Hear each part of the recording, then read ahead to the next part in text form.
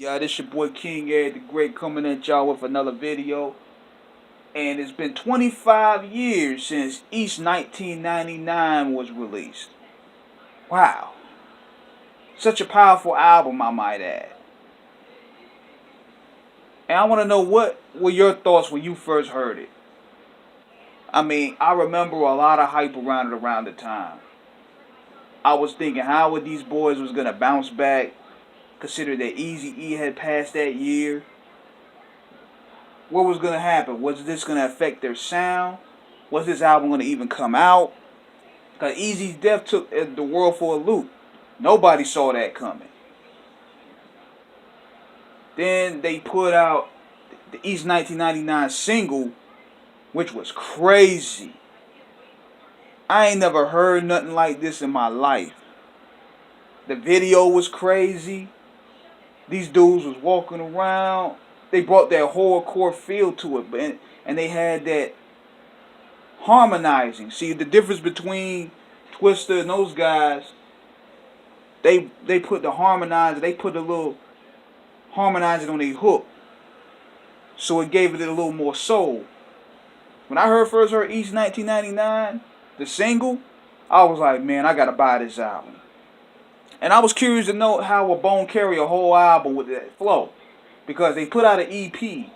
Now my question was, could they carry a whole album? Man, did they ever? Did they ever excel at their own expense? Because a lot of people didn't even. They counted them out. They counted them out, man. I remember hearing that intro, the DJ Unique intro. You would think that we were prepared for Armageddon, man. It had Busy Bone rapping backwards. Then it smoothed out. It smoothed out to some slow stuff. Execution never right. Anybody underground. Because at first I was thinking we was going to hear some hype up, apocalyptic type stuff. Then they just smoothed it down. Then it transitioned to East 1999 and it went forward from there. Now, one of the craziest songs that I heard was Downtown Getaway.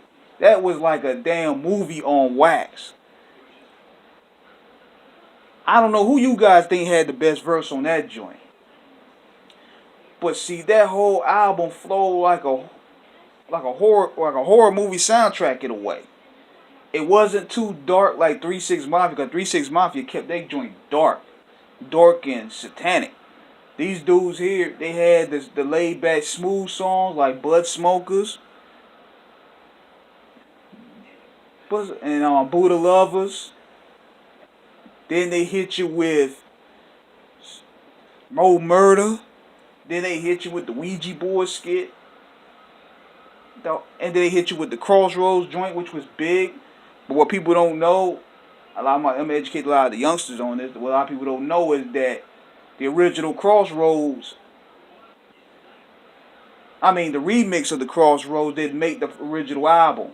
It was when that album blew up, it's where they had to be like, yo, we gotta put the Crossroads remix up there, and they took the original one out.